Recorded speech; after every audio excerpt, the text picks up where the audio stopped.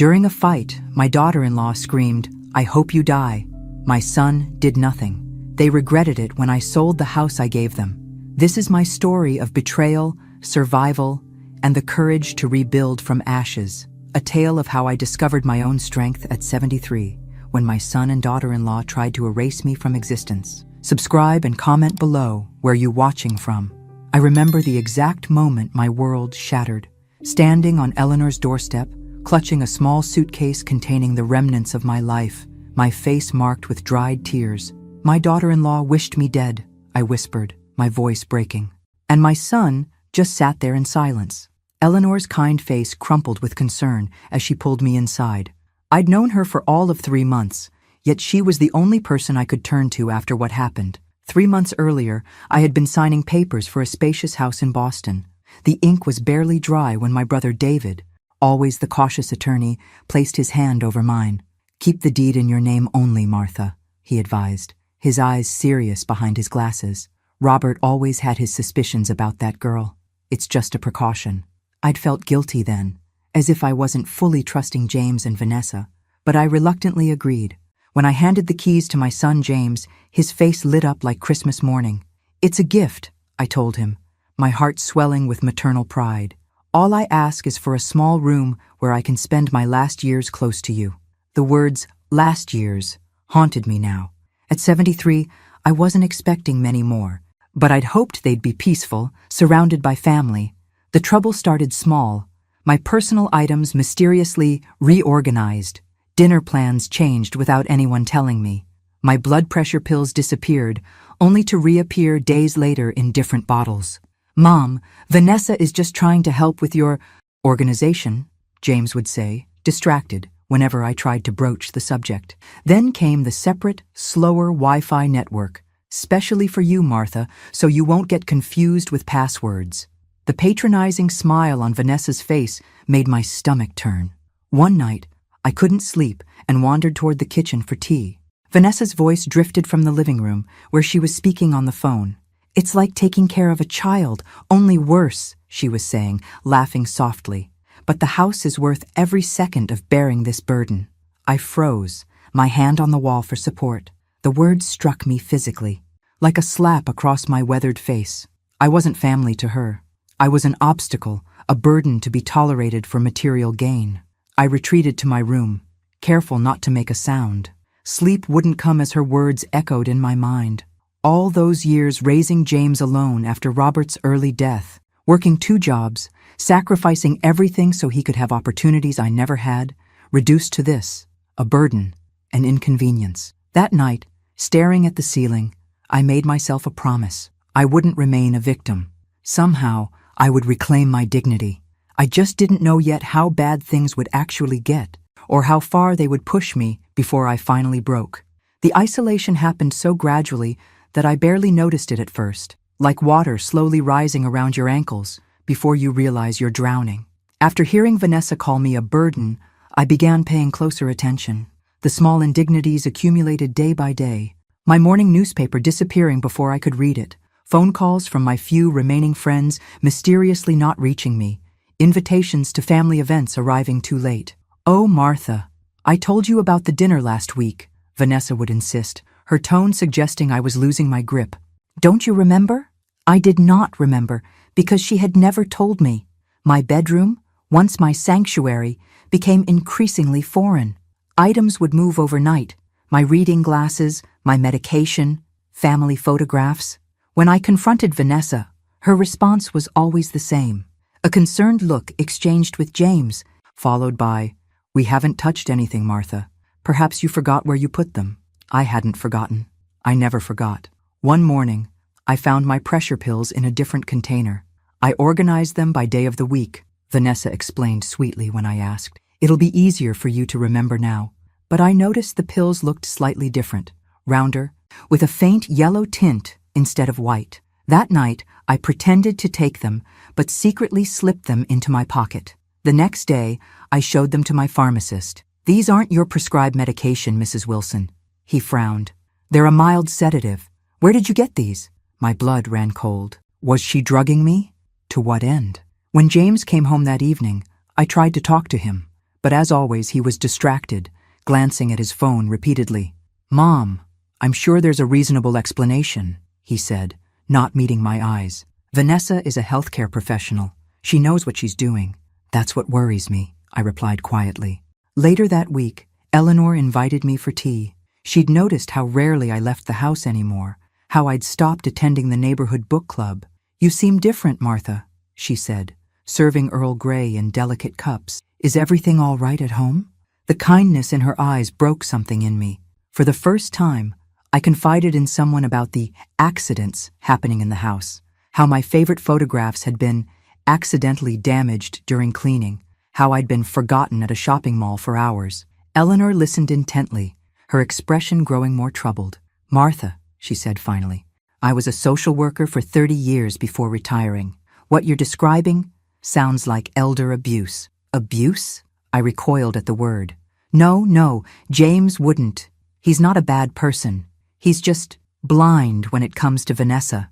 Intentional or not, what's happening isn't right," Eleanor insisted.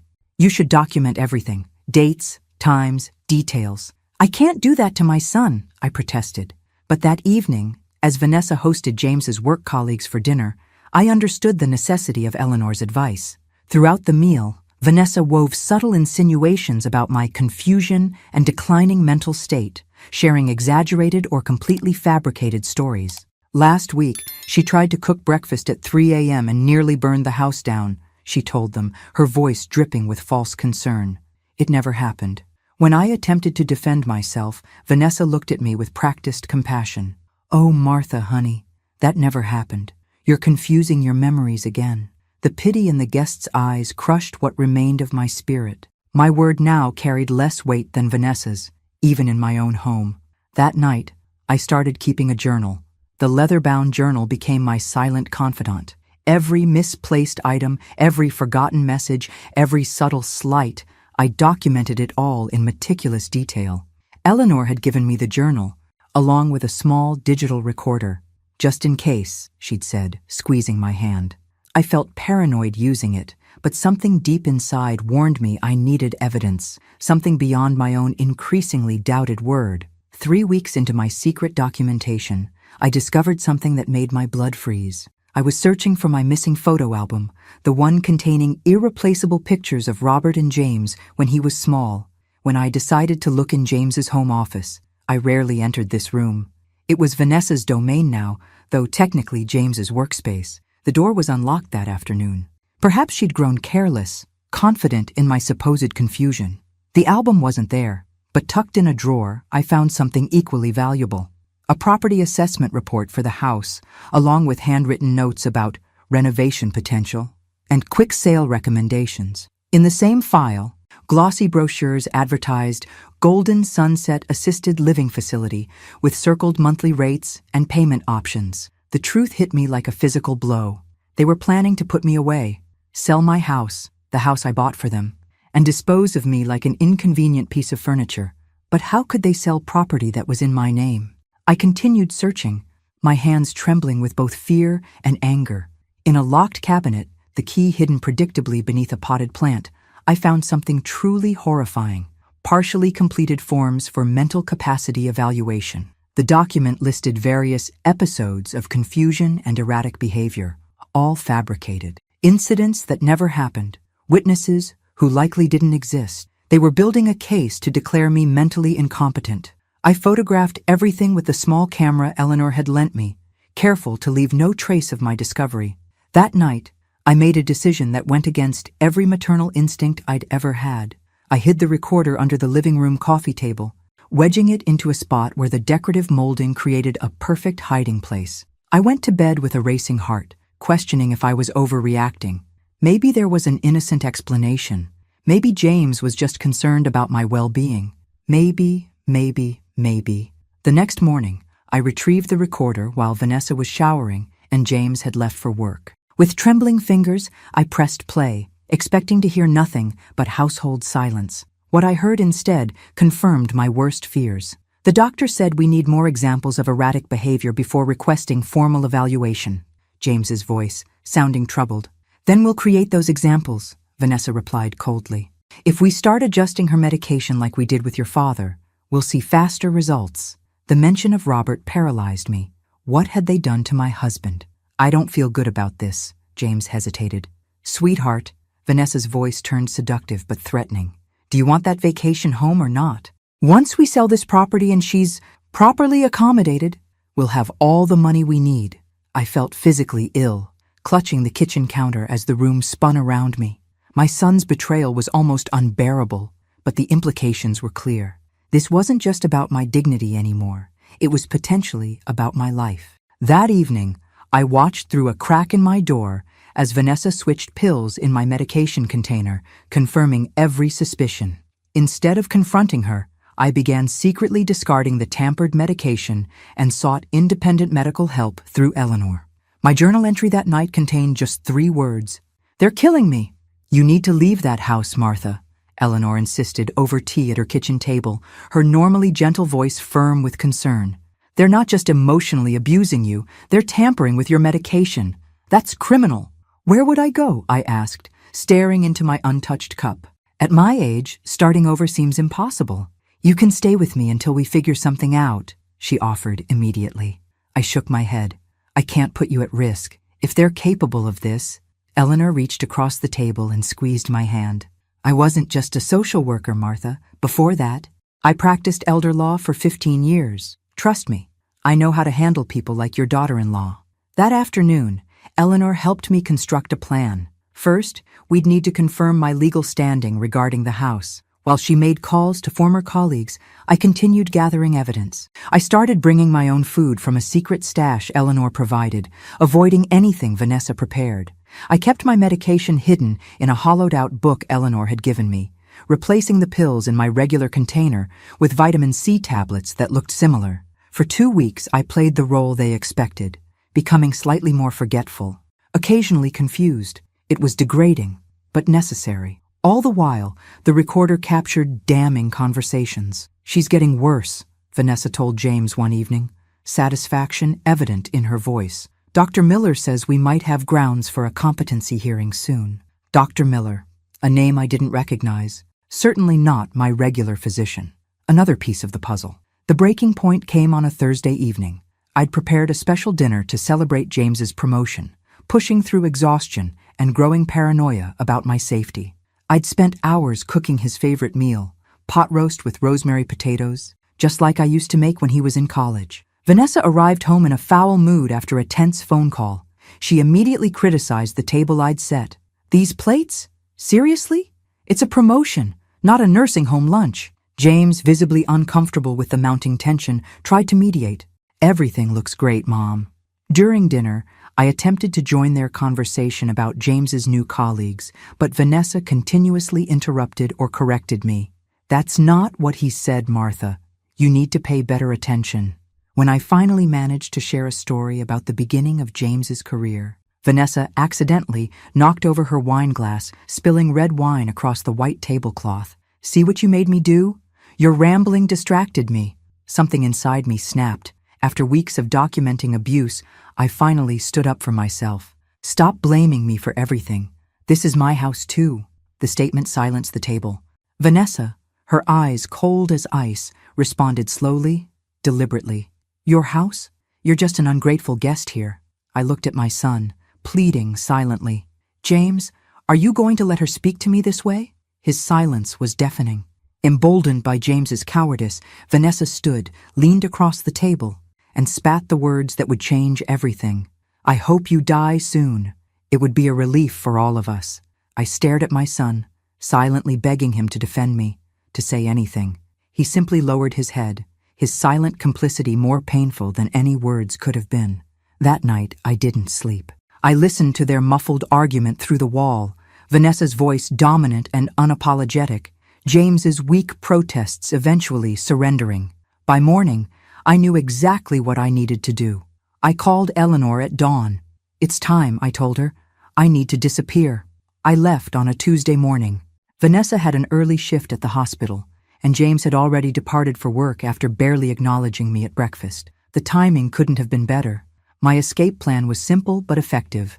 I packed only essentials into a small suitcase, Important documents, medications, a few clothes, and the irreplaceable mementos I'd managed to hide from Vanessa's organizing. On my bed, I left a handwritten note. You wished for my death. To you, I am now dead. Eleanor was waiting in her car around the corner. My heart pounded as I closed the front door behind me, half expecting Vanessa to materialize and stop me. But the street remained quiet as I walked away from the house I'd purchased with my life savings, a gift that had become my prison. You're doing the right thing, Eleanor assured me as we drove to her home. This isn't abandonment, it's self-preservation. Eleanor's tidy colonial house became my sanctuary. She converted her guest room into my temporary bedroom, complete with a small desk where we could work on what she called Operation Justice. First thing, Eleanor said, spreading papers across her dining room table. Let's examine your legal standing. She'd contacted her former law partner, Richard, who specialized in elder law. He arrived that afternoon with a younger attorney named Michael, who had experience with financial abuse cases. Mrs. Wilson, Richard began, his voice gentle but professional. Based on the documents you provided, the situation is clear. The property is legally and completely in your name. But I gave them the house, I protested weakly. Did you formally transfer the deed? Michael asked. Well, no. I just gave them the keys and told them it was a gift. The attorneys exchanged knowing glances. Mrs. Wilson, Richard explained, verbal gifts don't transfer legal ownership. Without a deed transfer, the house remains yours to control. They never asked to transfer the title, Eleanor realized aloud. They just assumed, or were planning to get it through other means, Michael added grimly, pointing to the competency evaluation forms I'd photographed. My mind raced with implications. The house was still mine. I had power I didn't realize. What can I do? I asked. You have options, Richard replied, from simply asking them to leave to selling the property outright. I need time to think, I said, overwhelmed by possibilities. Later that evening, Eleanor and I were reviewing my journal entries when my phone buzzed with a text from Vanessa. This pathetic drama is getting old. Come back and clean up the mess you left behind. Something hardened inside me. For months they'd manipulated, gaslighted, and plotted against me. They'd wished me dead. And now they expected me to return, like an obedient dog. I've made my decision, I told Eleanor, showing her the message. They need to understand the value of what they had only when they lose it. The next morning, Richard helped me draft a formal eviction notice. The property would be listed for sale immediately, with the stipulation that the current occupants had 30 days to vacate. Are you sure about this? Richard asked. Once we file these papers, there's no going back. I thought of James's silence at the dinner table. Of Vanessa's cold wish for my death, of the tampered medication. I'm sure, I said firmly, but there's something else I need to know first. What's that? Eleanor asked. Vanessa mentioned doing to Robert what they were trying to do to me. I need to understand what happened to my husband. Michael nodded gravely. I have a contact at Memorial Hospital where your husband was treated. Let me see what I can find out. That afternoon, I did something I hadn't done in months. I stood in Eleanor's garden, face turned toward the sun, and breathed freely. For the first time since Robert's death, I wasn't just surviving, I was fighting back. My phone buzzed again. Another text from Vanessa. James is worried. Stop being childish and come home. I deleted the message without responding. Let them worry. Let them wonder. Their false concern couldn't touch me anymore. I was no longer their victim. I was becoming their reckoning. 3 days into my disappearance, Michael arrived at Eleanor's house with a thick folder tucked under his arm. His expression was grave as Eleanor ushered him into the living room where I waited. Mrs. Wilson, I found something concerning about your husband's medical records, he began, sitting across from me. The hospital was reluctant to share information, but my contact owed me a favor. He opened the folder and spread several documents on the coffee table between us. During Mr. Wilson's final weeks, there were multiple incident reports filed by a nurse named Sarah Jenkins. She documented unexplained discrepancies in your husband's medication logs. My throat tightened. What kind of discrepancies? Dosages that didn't match physician orders, pain medication administered ahead of schedule, notations that appeared altered. Michael pointed to highlighted sections on the reports. Nurse Jenkins suspected tampering, but before an investigation could begin, she was transferred to another unit after a complaint was filed against her. Let me guess, Eleanor interjected. Vanessa filed the complaint. Michael nodded grimly. Accused her of incompetence and unprofessional conduct. I closed my eyes. Memories of Robert's final weeks flooding back. He had deteriorated so quickly at the end. The doctors had called it a natural progression of his illness. But what if? Are you saying Vanessa may have accelerated my husband's death? The words felt impossible. Monstrous. I can't prove it definitively, Michael replied cautiously. But these records show a pattern that raises serious questions, especially combined with what you've documented about your own medication. We should go to the police, I said, anger rising like a tide. Without concrete proof, it would be your word against hers, Richard warned, having joined us midway through the conversation. And James would testify against me, I finished, the bitter truth settling in my stomach like lead. My own son would side with the woman who may have hastened his father's death. There's a more effective approach, Richard suggested. Use the legal power you still hold over the house to force them out while we gather more evidence. Eleanor took my hand. Martha, I know you want justice for Robert, but we need to be strategic. I nodded slowly, the shock giving way to resolve. If they had done to Robert what they attempted with me, justice would come, but in my time, on my terms. That evening, we finalized our plan. The house would be listed with a trusted realtor the following day. The eviction notice was prepared, to be delivered in precisely calculated timing. One more thing, Eleanor suggested. We should place a small obituary in the local paper. An obituary? I asked, confused. For you, Martha Wilson. Eleanor smiled slyly. Nothing fraudulent, just vague enough to create the impression you've passed away while legally remaining above board. The idea was both shocking and oddly satisfying.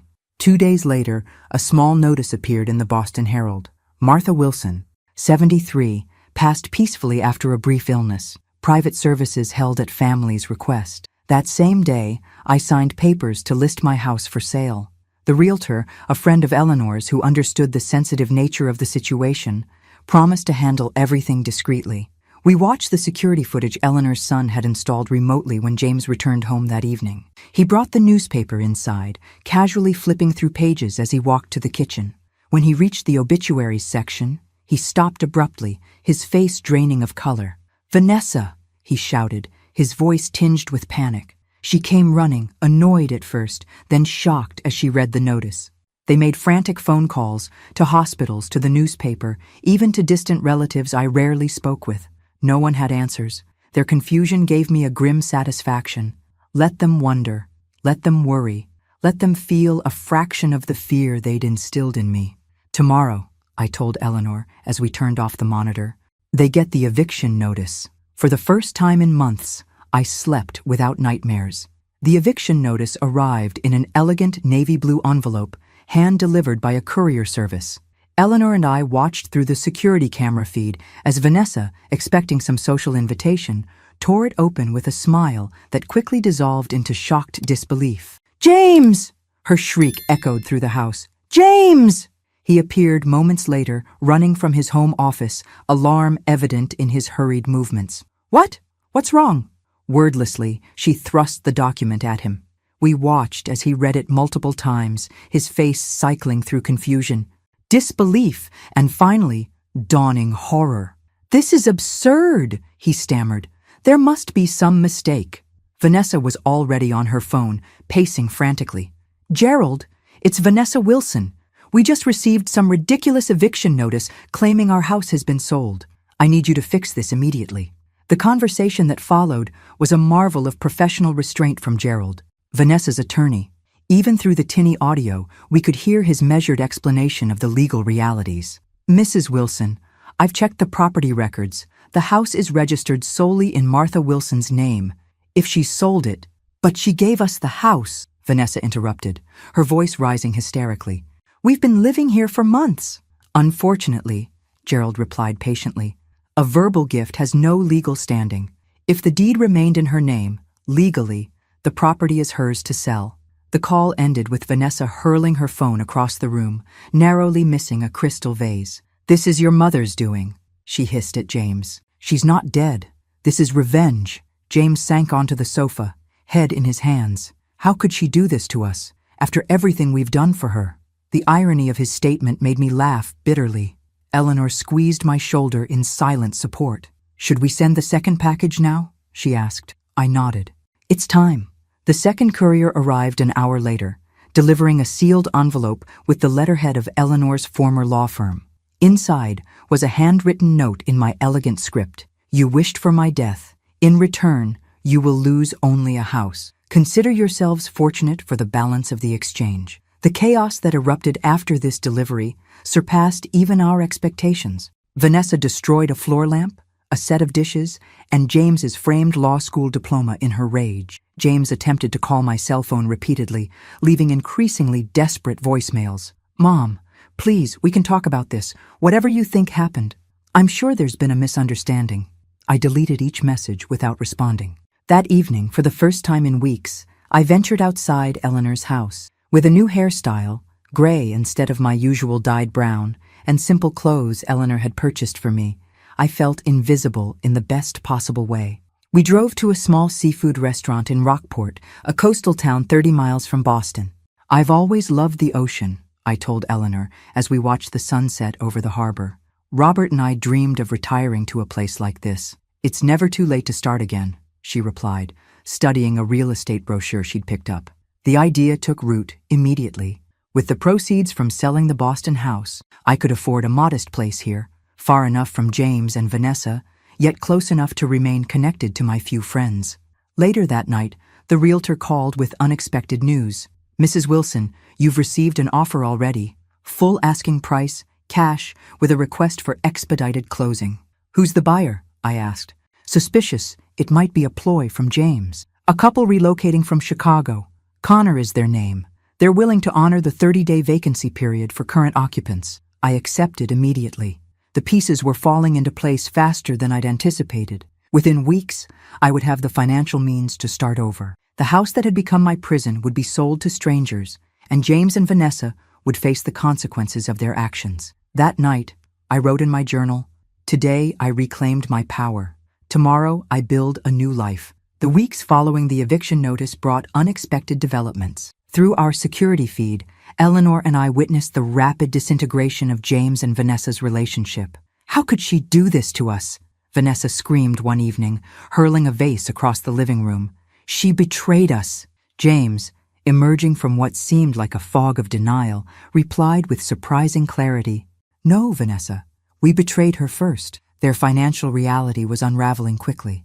With just 3 weeks to find a new place, they discovered their combined credit wasn't sufficient for a comparable home in Boston. Friends they'd reached out to for temporary housing mysteriously became unavailable after hearing why they needed to move. "Someone's been talking," Vanessa accused, pacing the kitchen like a caged animal. She didn't know that Eleanor had quietly reached out to their social circle, sharing just enough of the story to ensure no doors would open easily.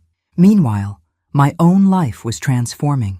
The house sale was proceeding rapidly, and I'd found a charming cottage in Rockport with a view of the harbor.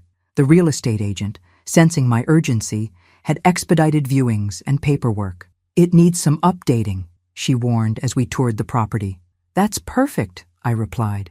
"I need a project." The thought of renovating, choosing paint colors, arranging furniture, planting a small garden, filled me with an energy I hadn't felt in years. This wouldn't just be a house, it would be my renaissance. One afternoon, Michael arrived at Eleanor's with new information that chilled me to the bone. "I found Sarah Jenkins, the nurse who reported discrepancies in your husband's care," he said, laying a recording device on the table. "She agreed to share what she remembers on the condition we keep her identity protected."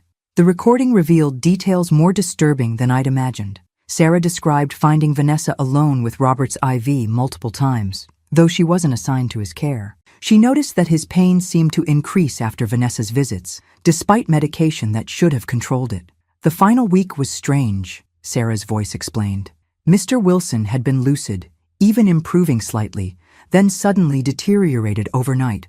When I checked his medication log, entries had been altered. When I reported it, I was transferred 3 days later." I turned off the recording, unable to listen further. The room spun around me. "Are you saying she hastened his death?" The words felt impossible to speak. "I can't prove it conclusively," Michael replied gently. "But there's enough here to warrant further investigation." "I want to go to the police," I insisted.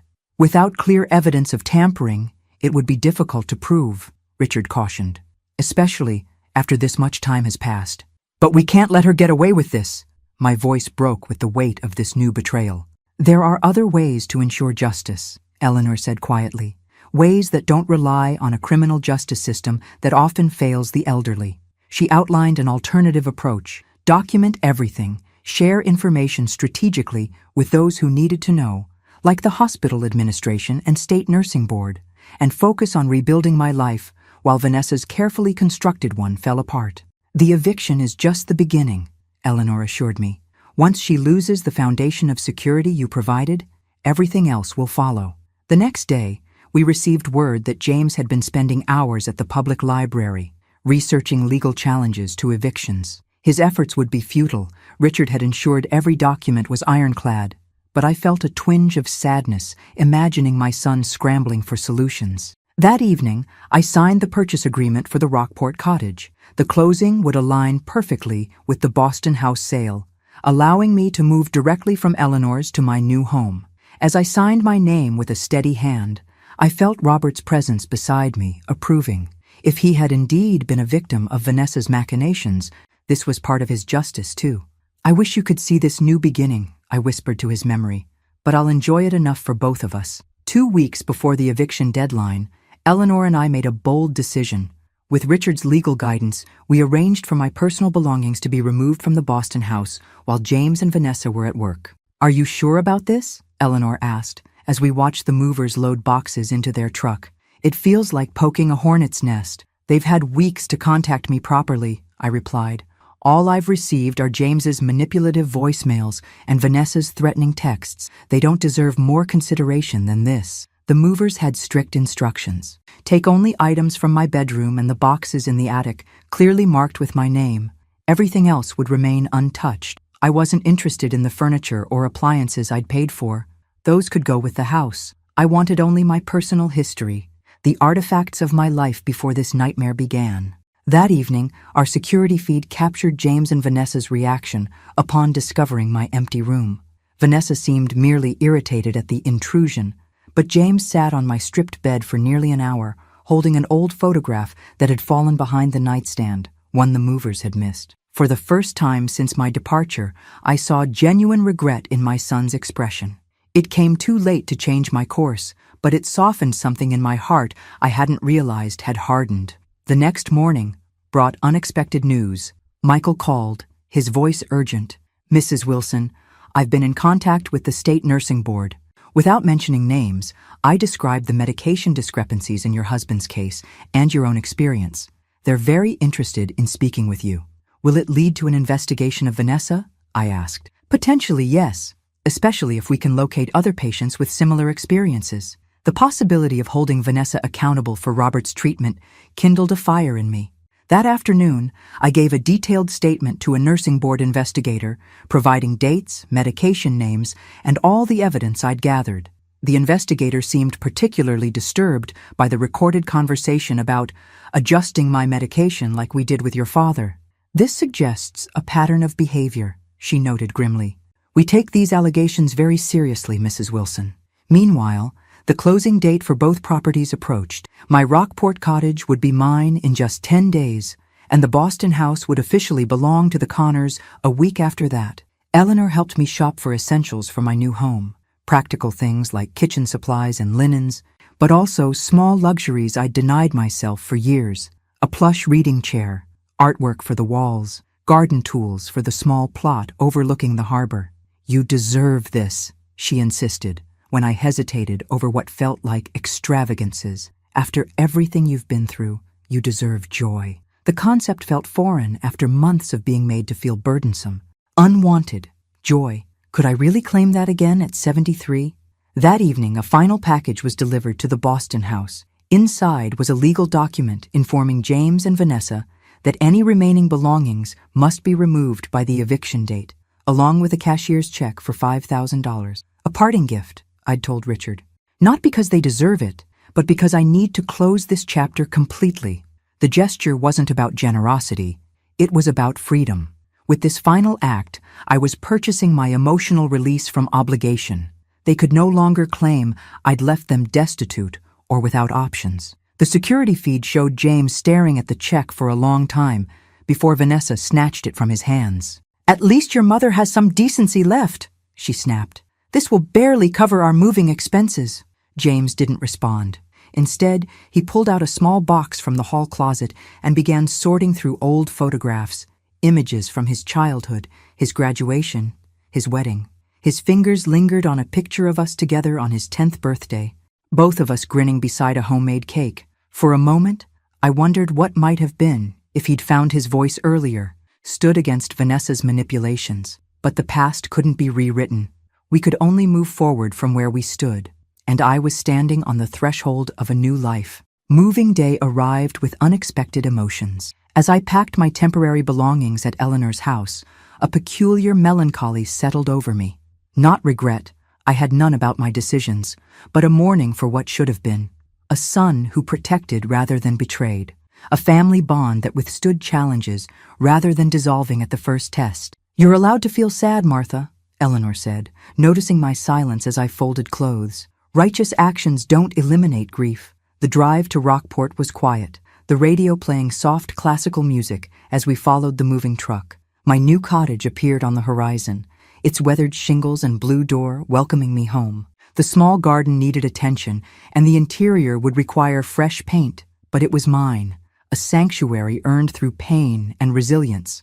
The movers efficiently placed furniture, assembled my bed, and arranged boxes according to my instructions. By late afternoon, the cottage had transformed from an empty space to the beginning of a home. Eleanor stayed to help unpack essentials, hanging curtains and organizing the kitchen while I arranged my bedroom. "Will you be all right alone tonight?" she asked as evening approached. "I think I need to be," I replied. "This first night should be just me." After she left, I sat on my new porch overlooking the harbor, watching fishing boats return as the sun set. The sea air filled my lungs, salty and clean, washing away the stifling atmosphere that had surrounded me for too long. That night, I slept soundly for the first time in months, without fear of tampered medication or whispering voices beyond my door. Morning brought a call from Richard. "I have news," he said without preamble. "The nursing board has opened a formal investigation into Vanessa's professional conduct. They've already spoken with 3 former colleagues who corroborated concerns about her medication handling practices." "Will they contact her current employers?" I asked. "They already have. She's been placed on administrative leave pending the investigation." I should have felt vindicated, but instead, a strange hollowness filled me. Consequences were beginning, yet they felt distant from my new reality. Later that day, Michael arrived with more developments. "James and Vanessa had a significant argument last night," he reported, based on our still active security feed. "It appears he found something in the attic while packing, your items that they claimed were lost or damaged." He showed me footage of James confronting Vanessa with a box containing my supposedly destroyed photo albums, jewelry, and personal mementos she'd hidden away. "You told me these were ruined in the water damage," James accused, his voice cracking. Vanessa's dismissive shrug spoke volumes. She didn't need them anymore. They were just collecting dust. "They weren't yours to decide about," James shouted, perhaps the first time I'd heard him stand up to her. The argument escalated until Vanessa delivered a devastating truth. "This marriage was a transaction, James. You offered stability and asset potential. I provided companionship. The arrangement is no longer advantageous." She announced she'd accepted a position in Chicago, leaving the following weekend, with or without him. "Take what you want from this mess," she said, gesturing around the house. "I'm done playing house with a spineless mama's boy and his vindictive mother." The footage ended with James alone in the living room, surrounded by half-packed boxes, his face showing the dawning realization of his complicity in destroying what mattered most. That evening, I walked along the Rockport shoreline, processing these developments. Unlike the fierce satisfaction I'd anticipated, I felt strangely detached. Vanessa's unraveling career and their fractured marriage seemed like distant news about strangers. What consumed me instead was the cottage waiting for my return, the garden beds I would plant come spring, the walls I would paint in soft coastal colors, the neighbors I'd begun to greet on my morning walks. I'd expected revenge to taste sweet. Instead, it tasted like salt air and possibility. When I returned home, I found a simple envelope in my mailbox. Inside was a faded photograph of James as a teenager, standing proudly beside the science fair project I'd helped him build. On the back, in his handwriting, "I'm sorry for everything. No return address, no plea for forgiveness or reconciliation, just an acknowledgement." I placed the photo on my mantle, neither hiding it nor giving it prominence.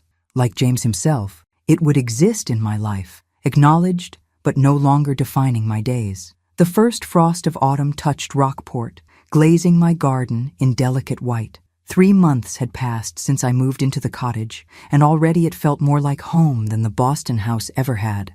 I'd painted the walls in shades of blue and cream, planted hardy shrubs that would bloom in spring, and established a routine that centered me. Morning coffee on the porch, afternoon walks along the harbor, evenings with books or conversations with my new neighbor, Claire, a retired literature professor who shared my love of mystery novels. Eleanor visited every other weekend, bringing news from Boston that increasingly felt like updates about characters in a book I'd once read but was no longer invested in. Vanessa moved to Chicago last month, she reported during one visit.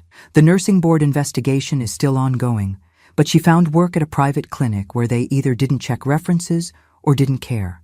"And James?" I asked, the question still causing a slight tightening in my chest. "Still in that small apartment in Cambridge. He's been quieter on social media. Someone mentioned he's seeing a therapist." I nodded, feeling neither satisfaction nor sorrow. It was simply information about a life that had diverged from mine. That afternoon, while organizing my study, I discovered Robert's old address book. Flipping through it, I found entries for friends we'd lost touch with over the years, colleagues from his university days, neighbors from our first apartment, extended family members who drifted away. An idea formed. I began making calls, reintroducing myself to voices from the past. Many were surprised to hear from me, especially when I explained my new circumstances. "You live in Rockport now?" Robert's former department chair, Thomas, exclaimed. "My sister has a summer home there. Next time I visit her, we should have dinner." One by one, connections reawakened. By the end of the week, I'd arranged 3 visits and joined a book club through one of Robert's former colleagues who now lived in neighboring Gloucester. Life was expanding again, radiating outward from my cottage by the sea. Then came the envelope, thick cream stationery, my name in familiar handwriting, James. I let it sit unopened on my kitchen table for 3 days, circling it like some volatile object that might explode if handled incorrectly. Finally, on a stormy afternoon when the sea crashed against the rocks below my garden, I made a pot of tea and opened it. Inside was a multi-page letter and a small key.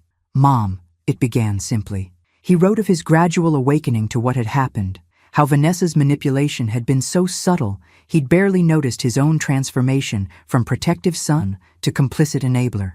He described the shame that now kept him awake at night, the therapy sessions where he was learning to recognize the patterns of emotional abuse he'd not only allowed but participated in. "I don't expect forgiveness," he wrote toward the end. "I don't deserve it, but I need you to know that I understand now what I did and what I failed to do." The key enclosed is to a storage unit where I've placed Dad's things that I managed to save from the house. His watch, his books, his collection of vinyl records. They belong with you. No request to meet, no plea for reconciliation, just an acknowledgement and a return of what should have been mine all along. I folded the letter carefully and placed it in my desk drawer. The key I hung on a hook by the door, not yet decided whether I would use it. That evening, as rain lashed against my windows, I called Eleanor. "James sent me a letter," I told her, "and a key to a storage unit with Robert's belongings. How do you feel about that?" she asked carefully. "I don't know yet," I admitted. "Part of me wants to keep that door closed forever. Another part wants to see if genuine remorse can lead to something new," she finished. "Not reconciliation," I clarified quickly. "I don't think I can ever trust him that way again. But maybe acknowledgement of each other's existence, at least." After we hung up, I stood at my window watching the storm gradually subside, the clouds parting to reveal a sliver of moon. The sea below remained turbulent, but the sky was clearing, a metaphor too obvious to ignore. I took the key from its hook and placed it in my purse. Tomorrow, I decided, I would drive to Boston and see what remained of Robert's legacy. Not for James, but for myself. For the memories of a life before betrayal had rewritten everything. Some doors needed to be opened, if only to finally close them properly. The storage unit was in Cambridge, a small climate-controlled space in a modern facility. I sat in my car for 20 minutes before finding the courage to enter, the key cold in my palm. Unit 217 contained 6 neatly labeled boxes, a vintage record player, and Robert's leather reading chair, the one I'd assumed had been sold or discarded. A handwritten note sat on the chair. I saved what I could. I opened the first box. Robert's record collection, alphabetized just as he'd always kept it. Coltrane, Davis, Fitzgerald, Holiday, the soundtrack of our early marriage. The second box held his books, first editions he'd collected, academic texts he'd authored, dog-eared paperbacks he'd read repeatedly. The third box made me pause. Photo albums I thought were lost forever.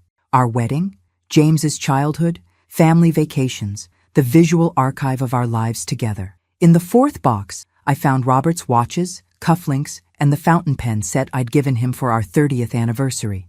The fifth contained his tweed jackets, still carrying the faint scent of his cologne. The last box held letters, every card and note I'd written him during our marriage, preserved in chronological order.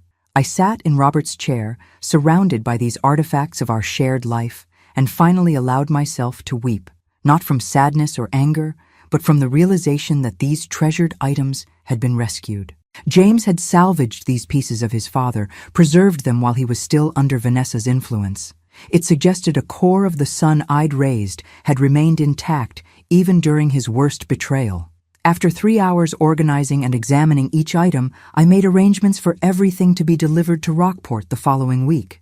Everything except Robert's chair, which I took with me immediately, securing it in my car with bungee cords. A week later, I received an email from James, the first direct contact since his letter. Did you find what you were looking for in the storage unit? Simple, direct, asking nothing. I replied with equal brevity. Yes, thank you for preserving these things. His response came the next day. There's a coffee shop in Gloucester called Harbour View. I go there sometimes on Saturday afternoons. Not quite an invitation, but an opening, a possibility. 3 weeks passed before I decided what to do with this information. 3 weeks of placing Robert's belongings around my cottage, of re-listening to his records, of sitting in his chair watching the sea. 3 weeks of quiet conversations with Eleanor about forgiveness, boundaries, and the possibility of selective reconciliation. On a crisp December Saturday, I drove to Gloucester. Harbour View. Cafe was small but elegant, with windows facing the water. I spotted James immediately, sitting alone at a corner table, staring into his cup. He looked thinner, older, his shoulders slightly stooped. He hadn't noticed me yet. I watched him for a moment. This man who was my son, but also a stranger. The boy I'd raised. The man who had betrayed me. The person now sitting alone, waiting for something. Perhaps for me, perhaps just passing time. I approached his table. He looked up, eyes widening with surprise.